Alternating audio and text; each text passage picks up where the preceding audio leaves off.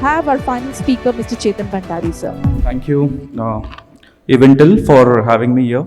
So I'm lucky that I am conducting this last session, so we have a great lunch waiting for us. So I'll try to wrap up soon. So this is a very important aspect. I think we started with Mr. Gautam sir talking about like how the gold is coming to India in a proper through a proper channel and with the help of new technology, basically. So what happens is after the gold hits your country border, it's like the domestic laws which apply. And one of the most important law which has been coming up and which is in news since last 3 years is your hallmarking regulation, basically. So hallmarking has been implemented in the year 2000, but it has become mandatory from 23rd of June 2021. So just to talk about a brief introduction on what the scheme is, like each and every piece of jewelry has to be given a unique ID number. So basically every article, for example, if it's a earring, then you have to give 2 unique IDs, and these are very unique IDs, it cannot be repeated basically. So these IDs are generated by our regulators, which is the Bureau of Indian Standards. Like we have ISO internationally, where all the countries are members to it. BIS, Bureau of Indian Standards, is your national standard body basically, who frames your standards and who implements it basically. So hallmarking comes under them.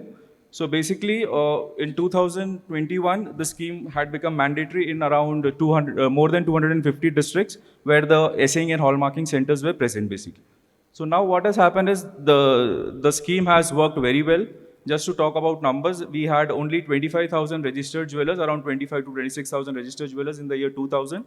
But as of now, we are having 1,90,000 jewelers who are already registered with BIS. Talking about the number of pieces which are being hallmarked, it's like more than 400 million pieces which are already being hallmarked in last 3 years with the HUID mark. The best part is the HUID can be easily traced. So you have a application, a mobile app, which is working both on iOS as well as Android, which is called a BIS Care app. So any customer who is willing to verify the code, whether it's genuine or not, he can simply type in that 6-digit code, and all the details regarding that jewelry will flash on that app basically. So this is in brief what is hallmarking, the existing system which we are having in India. So now basically the road ahead. Basically I'm fortunate to be part of the high level committee and the advisory committee for the government for implementation of hallmarking. And now I'm representing with Mr. Surendra Mehta for IBJA in implementing the compulsory bullion hallmarking. So government is seriously coming up and looking forward for making sale of every bullion mandatory in India. So since it's an important subject for us to be discussed over here, I'll quickly run through what are the current developments which are going through. So BIS has been consulting all the stakeholders, including jewelers, the central bank, the India government mint, Department of Revenue, Department of Commerce, and the Department of Consumer Affairs on what additional things to be implemented and which is like overall for the benefits of the consumer. So first thing is there is addition of 9 carat, which needs to be done under mandatory hallmarking. With gold prices rising so high, there is a lot of demand from the jeweler fraternity that right now if you see that the Gen Z customers, like they are looking for MRP based jewelry. So they are looking for a budget jewelry, say less than 25,000, or that's a fashion jewelry. So our industry doesn't want those customers to be moving out from gold or rather going to silver or imitation jewelry. So just to hold them up, we are planning to introduce this 9 carat jewelry. Second is introduction of mandatory hallmarking on gold bullion and coins. This is a subject which is like already under discussion with the committee. So now there are certain exemptions. I'm glad that Mr. Ashok Gautam is also part of this committee. So what we have been discussing is like there are a lot of imports which are happening, which are LBMA bullion and UAE good delivery bullion which is happening. So what happens to that? So basically certainly nothing to worry on those front. Those will be exempted right now because they are already certified bullion bars. Only thing is they might have to report those who are selling this bullion in India. So the bullion dealers are at some point of stage, these bullion bars needs to be numbered or to be reported in that system, and the traceability should be followed from that basically. So no need for hallmarking, but a reporting is a must. Might happen, but the government is considering that thing. And a replacement of old hallmarkings with HUID on silver jewelry articles. So basically earlier before HUID, there were like simple standard marks which used to be done on your jewelry. So same thing is still continuing in silver. So they want to discontinue that and bring in HUID into this, the unique ID scheme into silver as well. And this is a very important thing, like automation for hallmarking procedures carried out by AHC. So the time from when HUID is being introduced, everything is a system based basically. We have a portal which belongs to the government. We have to report everything, or we have to put the request, raise the request for your jewelry hallmarking through that system. So what they are trying to do now is, right now they have given options for manual entries. But coming say 1st September, they are discontinuing the first procedure, that is XRF testing. In India, under the hallmarking process, we have to do 100% XRF testing for each and every article. So what will happen is, the moment you test that article, keep it under a XRF machine, the machine reading will automatically be pushed to the BIS portal, or the government portal, and it will capture that data in it. No manual intervention would be allowed. And that's how the government is trying to make sure that the quality is properly assessed basically. Then talking about the BIS Care app changes, they are contemplating minor changes like display of weight, which is not there right now in the HUID BIS Care app. Although the weights are being updated in the system, but still it's not being shown, because might be because of few differences which might occur at different weighing balances. There is a tolerance of 0.01 to 0.02 milligrams basically. So that is why they have not yet done this, but they are very soon coming out, subject to certain conditions, maybe some variations of maximum 0.03 grams.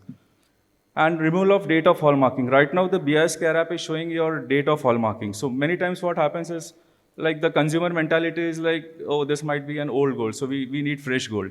So that is the reason. But in our case, that's not the case. The stock which is already lying with us might be in fashion. Like plain items like chains are there, bangles are there, they are never out of fashion. So just to avoid the confusion in the minds of consumers, they are getting away with this date of hallmarking, which is appearing in the BIS Care app. Now there are, like, for smoother implementation, earlier when the hallmarking was made mandatory, we had certain exemptions to support small jewelers who cannot comply with all these requirements. So basically, the Parliamentary Standing Committee has now recommended, after 3 years, that we should remove certain exemptions which are more consumer friendly, which includes like jewelers having less than 40 lakhs of turnover, which are exempt now. They should be compulsorily brought under the ambit of hallmarking. Then you have less than 2 grams jewelry, which is exempt. But as a matter of fact, like, it's a matter of proud that more than 40% of the jewelry which is being hallmarked is less than 2 grams. So this is the trend, with the shopping trend which is going on with the consumers. So the lighter weight jewelries are in fashion, and all big corporates and other jewelers, they are getting it hallmarked. So it becomes redundant, like, so they want to get away with this.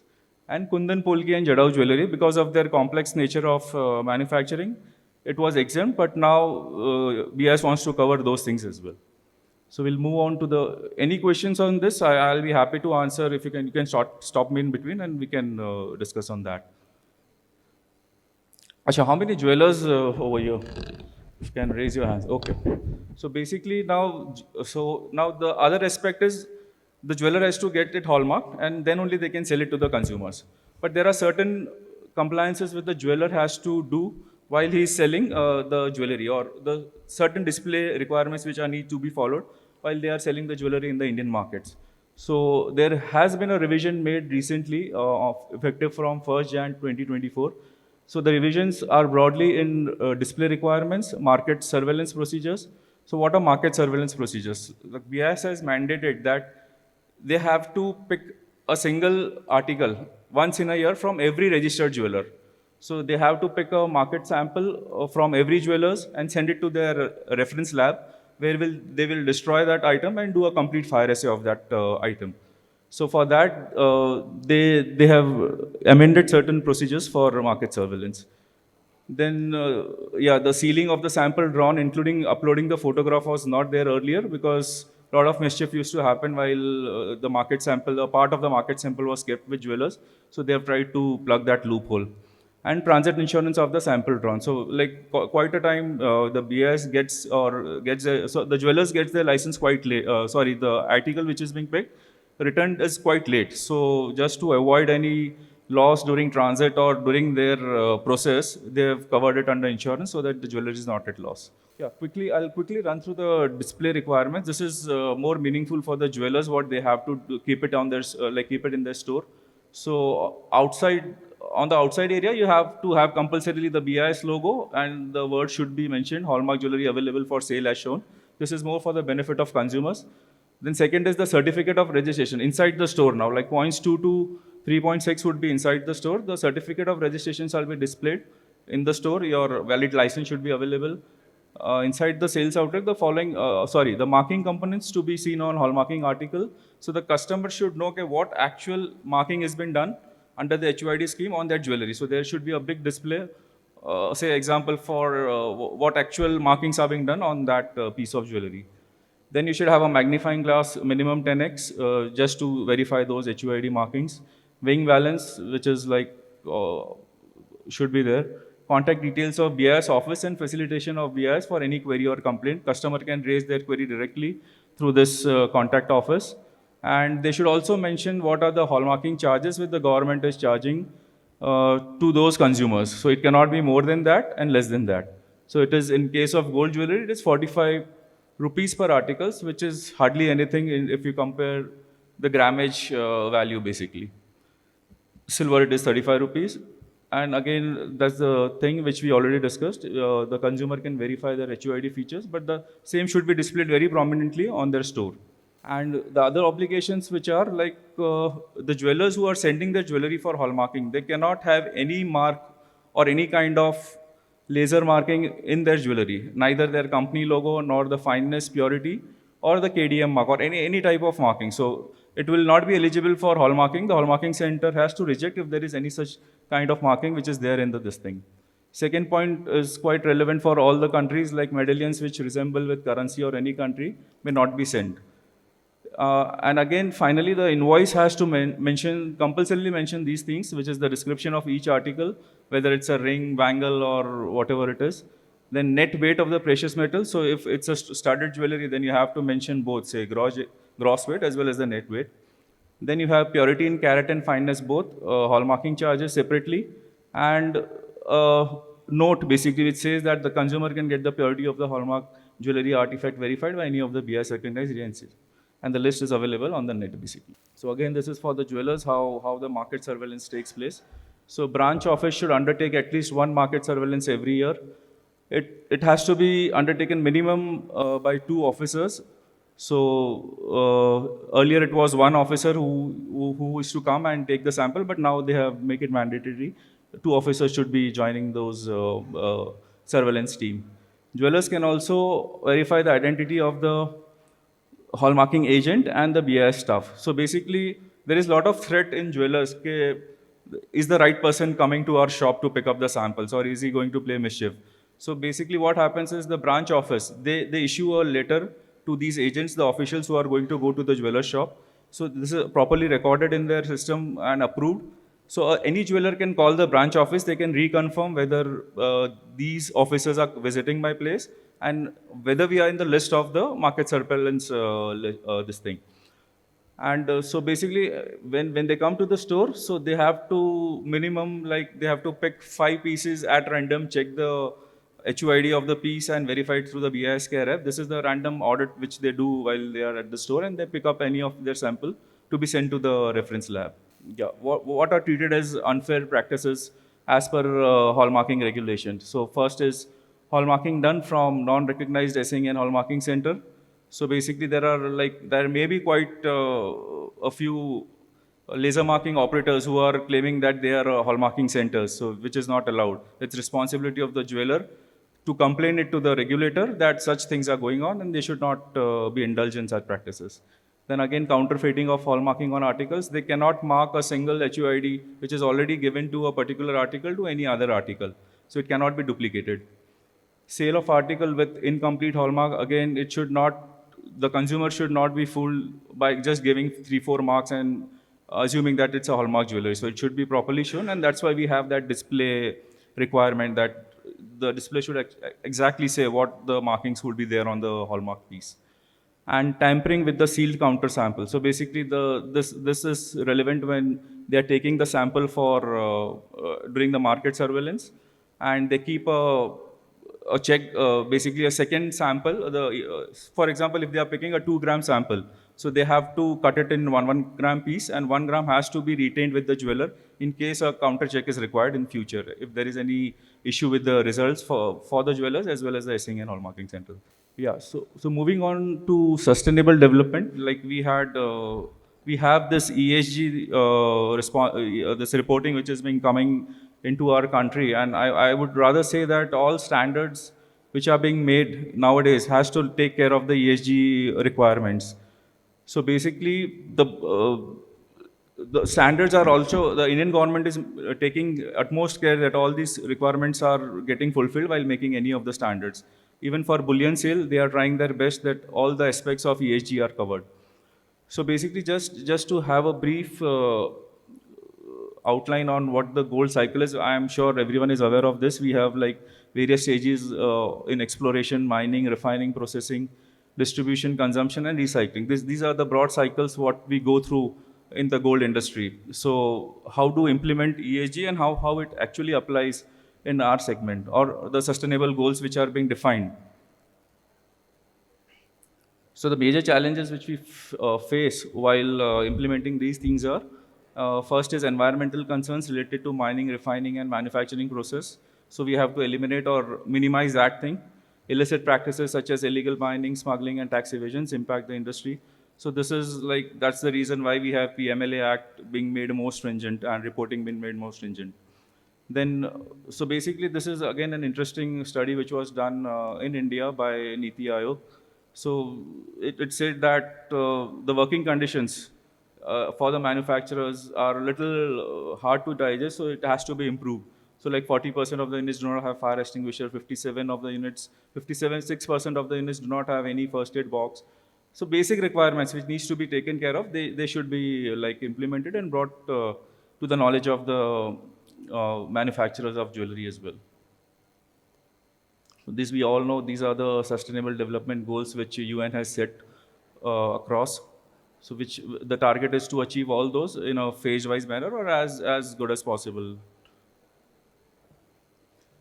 So I've just tried to correlate some of the SDGs with hallmarking. So basically SDG 6 can be taken care, which is industry innovation and infrastructure by, which is SDG 6 by fostering innovation in tracking and data management. So HID is nothing but the innovation which has happened in our industry. It is like a unique thing which has, which has happened nowhere in the world. India is the first country to implement this HUID, which is giving unique ID to each and every jewelry. Then SDG 10 is being touched upon, like reduced inequalities, and it empowers consumers to make informed choice. So which is like with the help of BIS Care app. So consumer is quite aware what he's buying and whether the jewelry is genuine or not. And again, the HUID scheme aligns with SDG 12, which is responsible consumption and production by promoting transparency and traceability in the jewelry industry. So this is the same thing which they are trying to implement it for the bullion sale as well, when they are looking to make it mandatory, basically. So these are few of the shared vision for sustainable gold industry. I think I would like to acknowledge the efforts which are being made right now by World Gold Council. Like they have charted out the self-regulatory points. So they are into it, and I hope that gets implemented across the industry, across the value chain as soon as possible, which would be of great help. So in fact, like a surprising fact which I would like to share is, we have AMFI. It's an association which is a mutual fund association in India. It's Association for Mutual Fund in India. Earlier, nobody used to invest in mutual funds. But when all the stakeholders got together and promoted this thing, so right now the figures are so astounding that 20,000 crores, INR 20,000 crores are being collected every month under the SIP scheme, Systematic Investment Plan scheme, which is ready to be invested in Indian stock markets. So I think gold is a more trustworthy product, whether it may be in the form of jewelry, investments, or your digital gold. So it can make a lot of difference, provided we all come together on a same platform and we do a like continuous pumping in our consumers on a uniform platform, basically. So everybody has to come together and promote this thing. So these are the certain common goals which I've just chalked it out. So quickly, if I go through it, responsible sourcing, then environmental stewardship, minimize the ecological footprint of mining and refining operations, community development, invest in communities affected by mining and manufacturing activities. Then you have innovation, then you have transparency, which is the key for our industry, I would think. Promote the use of recycled gold to reduce the demand of newly mined gold. So this recycling of gold has a huge potential in India. We hold around more than, official figure says that more than 30,000 tons of gold are being held by our households. So let's hope that this works out better for our country. So next is educate consumers about the ethical and environmental aspects of the jewelry purchasing. So I think this is the entire digital public infrastructure has to be created with the help of a common body, I would say. Like if I have to compare, MFA is the best example. Like they used to spend a lot on advertisement. Like nobody understood what mutual fund investment is. So I think the same can happen with gold. And I'm sure World Gold Council has a great role to play in it. Support local artisans and small-scale jewelry producers who prioritize sustainability. Then the HYD scheme is a game changer, empowering consumers and strengthening the jewelry industry committed to ethical and sustainable practices. And as consumers become more informed and discerning, jewelers will be incentivized to uphold the highest standards. So the more knowledge which is being given to the consumer, the more aware the jeweler would be of, or rather the fear of losing business will make them more responsible. Enforcement and stricter hallmarking regulations will further promote ethical and sustainable jewelry. So, in terms of enforcement, now BIS has taken radical steps. Basically, they are going to jewelers and raiding them basically, or checking very stringently. And another thing, what they are doing is they are passing on the information to different departments. Like right now, it's under Consumer Ministry, so they are passing this information to Finance Ministry. So they are giving it to the GST department, the income tax department, all these data. So it might be a very important thing for the jewelers to think that now it's the right time to get streamlined on all this jewelry aspect. Thank you for your active participation, and I'll welcome any questions. Thank you so much, Mr. Bhandari, sir.